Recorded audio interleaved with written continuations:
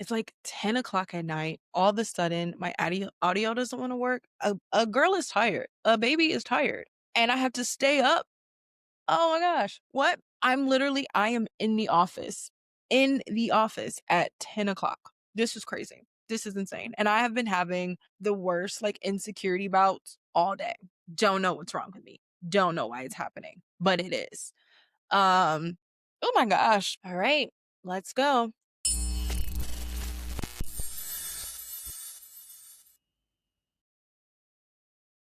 I feel like that was supposed to have sound. Does that not have sound? Okay. Well, we'll see where that goes. Welcome, guys, to the first episode of Basically Unbothered Recapped. This is where we are going to recap TV shows, movies, concerts if I go to any, music, books, the whole nine. And we're still going to have a little bit of pop culture. I've had a day. I've been so insecure. I literally journaled about it. Hold on. I'm going to show you. These are my trader notes and then like back there, but then over here is just like me journaling about how insecure I am. I literally wrote a blog post called Insecure Bitch because that is who I am in my life right now. It's not where I want to be in my life right now, but that is just who I am. And there's not shit I can do about it. And then I went to Pilates and I thought that Pilates was going to make me feel better. Guess what?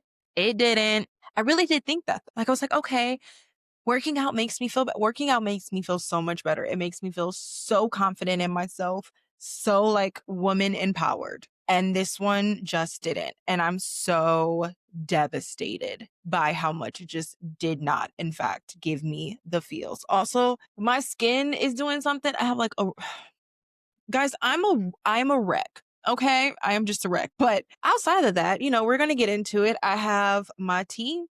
I had popcorn, and we're going to talk about the first episode of Traitors. Also didn't know they were going to release more than one episode. Who has time for this? Who's staying up this late? Not I. So we're going to have to record this first episode, and then I'm going to watch the next two. And then I'm going to talk about the next three in the next episode. But before we get into that, let's jump into some quick things. First of all, books. I just finished reading I say this Beyond the Pyramid. It is not Beyond the Pyramid. It's Bottom of the Pyramid by Nia Sioux. And if you have not read it, it is freaking fantastic. I think that this book is amazing. I think that it talks about things that we just don't want to talk about a lot, like racism, especially racism that existed 10 years ago, 15 years ago, when we weren't really talking about it that much and when microaggressions weren't something that we knew about and it was displayed on TV all the time. And I noticed that it was displayed on TV a lot when I used to watch Dance Moms because I used to love Dance Moms. And Nia and Chloe were always my favorite. So it makes me happy that in this book, it's Nia's book and Chloe is the one who does the forward. It does make me sad to have to hear some of the things that went on. Because some of them we knew about and some of them we saw and some of them we absolutely did not. Some of them were just a mystery to all of us. And knowing about it now makes me like livid. I am angry. I hope I never have to hear about these things again. But I'm also really here for her speaking up and her saying her piece. And I heard that one of the moms from Dance Moms was really not happy about her doing this and saying things and had feelings about, oh, well, she should have messaged me before she wrote these things in this book. But did you do them? But you did them though. So what does it matter? You did them. Okay. So, mm-mm. We're not doing that here. It's still sad. I will say it was fascinating to learn. In the end, it kind of died down and rightfully so. When it went away from the drama and more into like her personal life. But there were still things that I learned that I didn't know. Like I knew she was in a movie. I didn't know that she was on a soap opera for 2 seasons. I think that's really, really cool. Um, I didn't know she did a lot of these things. I knew she was big on social media. I did. I've followed her on Instagram for quite some time now. And there was just certain things that I learned and certain things that I just really love about the way that she handled herself as a kid and she is handling herself now. My only caveat is I don't really like the pacing and the tone of her reading the audiobook. There were random pauses that would go and then it would continue. And I felt like they were very intentional, but for me, they just felt very off and like they didn't belong and they were pausing in places. And I didn't know if it was the editing that was the problem or what was happening, but it didn't sit right with me. Other than that, though, I definitely say give it a read. That being my first read in 2026 felt good. I didn't start the book until 2026 because I went into 20, like I wanted to go into 2025. I wanted to come out of 2025 having read all the books that I started. That didn't happen, but I was reading a holiday romance and I'm just not a holiday romance book. This one was better than the other ones. There were like slight nods, but it was fine. It was cute. It was by Hannah Grace. I love Hannah Grace. It just got boring. Maybe I'll get back to it. So I haven't officially DNF'd it yet. Maybe I'll get back to it, but it was just a little boring to me. I don't know. But I didn't want to start the Nia Sioux book until the beginning of 2026. So literally, I was about to start it in 2025. I was like, no, we're waiting. And we started it in 2026. So I just finished it. It was a pretty easy read. Honestly, I probably could have finished it a lot sooner, but I also have to listen to podcasts and have to watch Traitors now and a whole bunch of other things. And so I'm busy. I'm also reading physical books. I'm also having to work, run a podcast, run a business. I'm getting back into writing. I have a book in my mind right now that I'm thinking about writing. So a baby's doing a lot. A baby's doing a lot. And if I'm here, that's because I'm trying. I'm trying, guys. I am trying my absolute best. That being said, I'm happy that I got to read it. I am now working on my book club book, which is In the Likely Event. Hold on. It is, yeah, In the Likely Event by Rebecca Yarros. So we're reading this for book club. It was my book club suggestion only because somebody told me that Rebecca Yarros had a book that wasn't a like her high fantasy book that everybody loves that I'm not reading. And so I really wanted to see where her roots stemmed from. And they said that she had this whole kind of like military romance series. This is such a good book. If you've already read this book and you are looking for a substitute for this book, may I suggest Skylark? Skylark is an indie author book. It is by Megan Michelle. I do sell it in my store, but you can also get it from Amazon or whatever. You can get it from her website.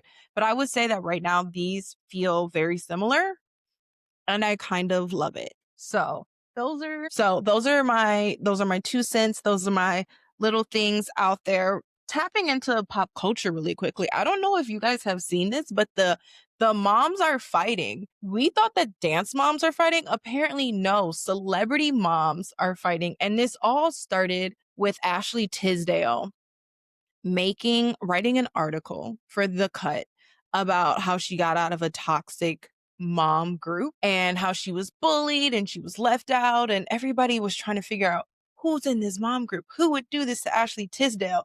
The problem the problem is that when people found out who was in this mom group, it backfired on Ashley Tisdale because the people that are in this mom group are beloved. One of those people is Hillary Duff. I love Hillary Duff. If you've listened to Basically Unbothered, I've talked about this so much. I've listened to her new song. I have her new song. I can't wait for the full album to come out. So I'm not betraying Hillary Duff. Hillary Duff, okay, we talked about like parasocial relationships. I don't know any of these people, but Hillary Duff and Mandy Moore legitimately seem like good people. And maybe it's just blissful ignorance, but I don't want to believe that they would do this. There was also Meghan Trainor and a couple other people that they mentioned that were in this mom group. This mom group formed by these celebrity moms who were all having COVID babies. That wasn't the end of it though, because guys, we love a man that comes through for his woman. I will say it once, I'm gonna say it again. We love a man that comes through for his woman. If your man is not coming through for you in 2026, what are you doing? What are you doing? So Hillary Duff's husband gets into the chat and basically trolls Ashley Tisdale and saying essentially that, were the other moms a problem or was it because she was tone deaf and she wasn't right for the group and she said things that made the group uncomfortable? And maybe that's the bigger issue here. And honestly, that's true. there are friend groups that I've got out of that I was left out of, and I'm not upset about it. I'm not upset about being left out of it. I'm not upset about how any of it happened because we essentially just weren't the same. We were different. We thought differently. We expressed things differently. Our views on life were different. And does it hurt and does it suck? Absolutely. But at the end of the day, like that group wasn't for you. And if someone keeps mentioning to you, hey, maybe this is bugging me, hey, and you're not listening, maybe you should get kicked out of a friend group. I will say though, if it was handled in a sneaky way, not inviting you to as many places, and you feel like it should have been more direct, I completely understand. I am a person who cannot deal with communication that's not direct. If you have a problem with me, you have to say it to me. I tell this to my coworkers all the time, especially because right now I'm an insecure bitch. I don't understand. You have to tell me. You have to tell me. You have to tell me. You have to tell me. If you do not tell me, I'm never going to guess it. I mean, I might feel it and then talk myself through it over and over and over again, but I'm not going to guess it. There were some rumors that Ashley Tisdale might be a MAGA supporter, but that was immediately shut down, and understandably so. If that's not true, I don't want anyone calling me that. That was immediately shut down, and they're trying to kind of put a handle on this. I'm awaiting to see what is going to come out of this drama and what is all going to come forward. We are going to be talking about this in further depth on the podcast that's going to come out on Monday for Basically Unbothered. So don't forget to listen to that because we're going to talk about it with our next guest. I'm so excited. Other than that, I don't think there's anything in pop culture that has really, really caught my eye. Other than the fact that we've been inundated with Ariana Grande as Galinda photos and videos, and I need more. I could live in that life forever. I could live, and it's funny actually. I took a cycle class, and she was playing Dancing Through Life and jamming. I was in this cycle class. It was a Broadway cycle class. And she said, oh, I haven't seen the movie yet, but I heard that the first one's better than the second one. And the entire class erupted. And I know it's not. And so I'm all here. I hope that Wicked and Wicked for Good lives in people's minds until the end of time. I know that we're coming close to um award season. I know that Ariana Grande just recently got snubbed and people are really upset about it. And I am too. But there are more so because Ariana Grande gets snubbed a lot.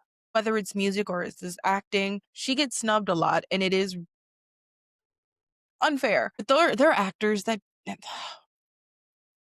Leonardo DiCaprio, people fussed for decades about all of the snubs that he got. And I mean, what are we going to do? This is where we are. There's nothing that we can do. We're just here. So I'm excited. I will try to cover some of those as well as they come on, either on this podcast, on Basically Unbothered OG, or both probably. But yeah, we're going to get into our main topic though. So right now we're going to be watching TV shows, and I have TV shows in the works. I don't worry, guys. We're definitely going to be covering The Bachelorette with Taylor Frankie Paul. We have to. There's no way. There's no way that we cannot do it. I have seen the clips of it and I heard it is going to be iconic. So that is in the works. But before then, we got a special sweet treat. There is the Rookie treat. I know that the Rookie is out, guys. I'm going to watch it. Probably not as soon as it comes out because the Rookie is a show that I love, but it gives me so much anxiety. So much anxiety. But I do plan on covering it. But the show that we're going to be covering is Traitors. And I've never seen Traitors before. I don't know how the game works. I just know that Tiffany Mitchell is on and I'm so excited. I'm a huge, huge, huge Tiffany fan. And it's the reason why I'm watching. 100%. I have not watched Traitors. There's not been anyone on that was like, I really want to watch this. It seemed interesting to me. I just don't watch a lot of like live TV anymore. It's just not my thing. I am a binge watcher. I'm a binge watcher for life. I'm watching Private Practice right now. But I was like, you know what? We're in 2026. We're in a new era. We're gonna try new things. Is this gonna be bad for my anxiety? Probably. Will you guys see me in that corner? like curled up. Yes, I do have stuffies here. So, sometimes I'll watch and I'll hold my little stuffy and she'll be my little stuffy friend. And everything will be, period. But let's get into Traitors. First off, the entrance. The entrance was epic. I am a pyromaniac. I love fire. So to see the fire, I was like, yes, flames, darkness, mystery. I love mysteries too. One of the first books that I ever started reading were Nancy Drew books. I loved Nancy Drew books. I probably don't like them now. I don't know. I haven't read them in a long time. But that was the first thing that I saw. And then, people start coming in, and I didn't know a lot of people. I don't watch that much reality TV. I don't watch The Real Housewives at all. It's not my thing. You guys are probably going to come for me, and as is your right. I just personally don't watch The Real Housewives, but it was interesting to see some of the people I did know, like Stephen Coletti. I'm pretty sure that's how you say it.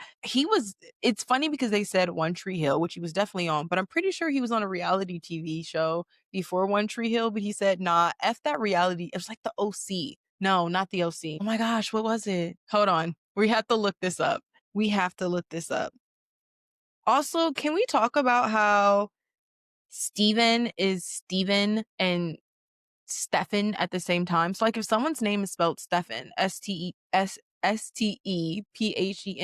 are they Stefan? Are they Steven? And I really, really, really, really want to get this figured out. Reality TV show. He's done a lot of work to get his reality TV show off. Laguna Beach. He was on Laguna Beach and they quoted One Tree Hill instead of Laguna Beach. And I said, okay, do you, if that's where we're at, boo, that's where we're at. They also had Rob from Love Island on, and I just posted a video quoting Leah. I don't give a fuck. Rob has had a really good redemption arc. He didn't do that well after Love Island came out. He was, not a favorite for how he came for our girl Leah. But he has done a lot of things. He has been a lot in the like social influencer world, and I really love that for him. His thing is, I'm just from Alabama. I like boats and I like snakes. And I'm just like, okay, all right. Also, the fashion in this was Yam Yam, his coat. Also, Tiffany, her coat, which is so interesting. I made a note. Her coat was green, and the Traitors' cloaks are green. And I said, was that intentional? Was she trying to give a vibe? I can tell you guys already, I want Tiffany to be a traitor. There was three Traitors that the viewers know, and there's a secret traitor. I want it to be Tiffany. I want it to be Tiffany. If it's not Tiffany, guys, I might cry. I might revolt. Okay, to give you guys some context, my actual government name is Tiffany. I do not go by that at all. I don't go within my books. I don't go within my podcast. That's something that's like a family thing. I root for Tiffany's though. I do. I'm always going to root for Tiffany. So I'm definitely rooting for her. We also had Candace's outfit, and it just wasn't giving. It just wasn't giving. And I hated it. But I like her personality. I think she's really funny. I just didn't like the outfit. It was just pink and then the fluffy ruffles and then the knee highs that went all the way up to like her high thigh. I did love the chunky boots. I love a chunky boot. But it wasn't my vibe. Then, we get into kind of the breakdown of it, and the breakdown is, oh, so there's going to be faithfuls and then there's a traitor. Again, I've never watched this show, so I'm kind of recapping all of it. And Alan picks the first traitor in front of everybody, but we don't know who the first traitor is, and that's the secret traitor. And it was really, really, really hilarious. Hold on, I'm reading my notes. Okay, I will give that. Also mentions, I love Michael. Michael has always been hilarious and loud and crazy, and he may not say everything that's politically correct or whatever, but I there's something about me that loves a loud, crazy person. And then Travis Kelsey's mom, Mama Kelsey, she's so sweet. I can't hold her responsible for the rest, but she was so sweet. And I don't want her on the show. I don't, y'all. Someone said something like, if you vote her off, if you kick her off, the like Swifties will revolt. And that's one of the things like I hate. Ugh. Like let a show be a show. It doesn't matter who she's affiliated with. I mean, like it does. That's part of it. But like, don't get mad at the game that's being played. It's a game. Although y'all kicked Tiffany off and we're revolting. But we get into that and they do that and then everybody sits down and have a chit chat. Nobody knows who the secret traitor is. And then they get to the round table, which is really fascinating to me. And it definitely reminded me of, a king author kind of vibe. So did the castle. And I remember making a note, wondering, do they live in this castle? But I guess that they have to, but maybe they don't. Maybe it's a secret offsite place where they actually stay. Cause this castle doesn't look livable. It looks like a big set piece, which I love, but I'm not sure if they're actually living there. I also wrote, I love Natalie. I do. She's so funny. I love her accent. I think that the way that she's playing it, where she's kind of innocent, but also secretly really petty, is perfect for this show. There's so many characters and there's so many different personalities, and I cannot wait to see how this all comes out. But the round table is where they pick the 3 new traitors. And the 3 new traitors are, I believe it's Candace, Lisa, and Rob. Because they picked 2 housewives.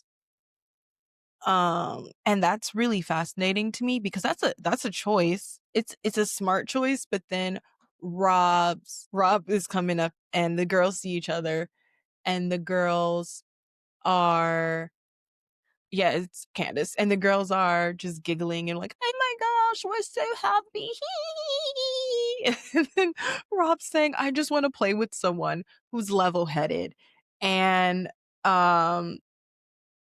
patient and who can play this game. And I was dying because they're giggling and he sings at the same time. And I'm like, oh, sweet baby Rob, that's not what you're going to get. You're going to get housewives as co-traitors. I don't know how you're going to handle this. And then it got them into some trouble because they started running their mouth after the mission. And Candace is trying to divert attention and get it on Michael. And she got in some hot water. Now she handled it well. She was saved. She was saved by Natalie, but she handled it pretty well, I will say. That being said, though, they got into hot water, and water is funny because the mission was water.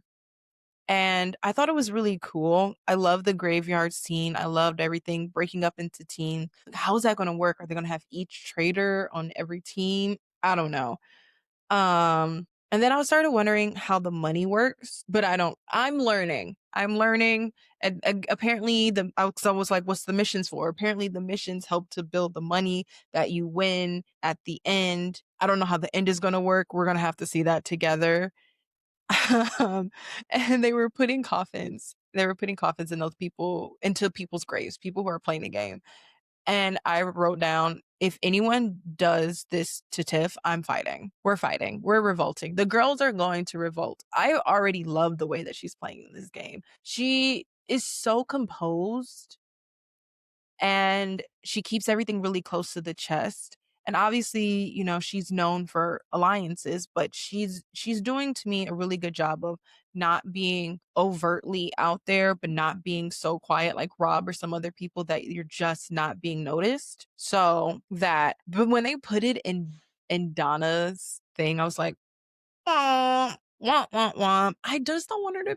I mean, I get the choice. The choice is that she's here because it throws everybody off. Nobody wants to kick her off. She's like America's mama. I cannot remember the football player, but the football player whose mom used to do like the Campbell soup. She's kind of like that now, solidified by the fact that both of her sons were playing each other in the Super Bowl a couple years back. But I just don't want her here. I don't know. I don't know how I feel. I don't know. I don't know. There are other people that are really interesting to me. I love Yam Yam. I do. I really, really, really do. Colton was very hilarious. And like I said, I love Natalie. When a coffin wasn't in her grave and she's walking past and she says, let's look sad for everyone dying. So I really want Natalie to make it through right now. If I had to pick, who do I want to pick? We know I'm picking Tiffany. I want Tiffany to make it through. Michael, because Michael just makes the game more fun. I don't know her name, but she was on Survivor. I want her to make it through. I like her. I don't know how many people can make it through. I want Rob to make it through, but I also don't, because if he makes it through, then it's bad for everybody else. Unless Tiffany is a traitor, then it's great and we're happy. Je ne sais. But I want Rob to make it through. And I guess more people will stick out to me when they do. There are people who really didn't stand out to me that much right now, and they'll probably come more and more when as the game continues to play. But we ended with there being 4 people, and we have to they're getting murdered. I guess it's like a murder mystery. I need to get on like a murder mystery show. Honestly, no, I don't. I'd be terrible at this. I want you all to know, if I was ever on a murder mystery show, I would be terrible. It would be a wreck. It'd be really bad. Don't put me on. If I ever get on Traitors, guys, please make me a faithful. I can't be a traitor. I'm just not good at it. I'm just not. I don't like deceiving people. I don't like lying to people. I don't like playing games. I'm very straightforward. I'd probably just walk up and be like, yeah, it's me. I'm the Traitors. I'm here to murder all of you. I don't know. I am excited to see more. I'm excited to see who gets murdered. Obviously, it's not Rob, but I am excited to see who gets murdered, what's going to happen. I also want to know, do they hook up on this show? You guys have to let me know. Is there hooking up on this show? Do people fall in love? I don't watch reality TV shows that much anymore. I just don't. They're so volatile. I have seen Love Island, but I saw Love Island very close to the end of Love Island. So I don't know. We will see. Like I said, I'm going to watch the next 2 episodes, and then we're going to have to wait. We're going to have to wait until what's next? Friday, when this all comes out again. But I'm automatically like scrolling. The only thing that I'm upset about the most is that it came out at 9 p.m. Eastern. Guys, we're adults. Who's staying up to 9 p.m. Eastern to watch this? Apparently me. Apparently I am. It's almost 11 o'clock and I have not made it home. So apparently it is me, but we are going to leave it at that. I am so excited to start this new journey with you guys. I'm so excited for all of these things to come into fruition and for us to begin some recapping, some rehashing, some pettiness, some happiness, and thing in between. Thank you, Unbothered fans, for listening, and I will see you next episode. Pure Tiva Podcast.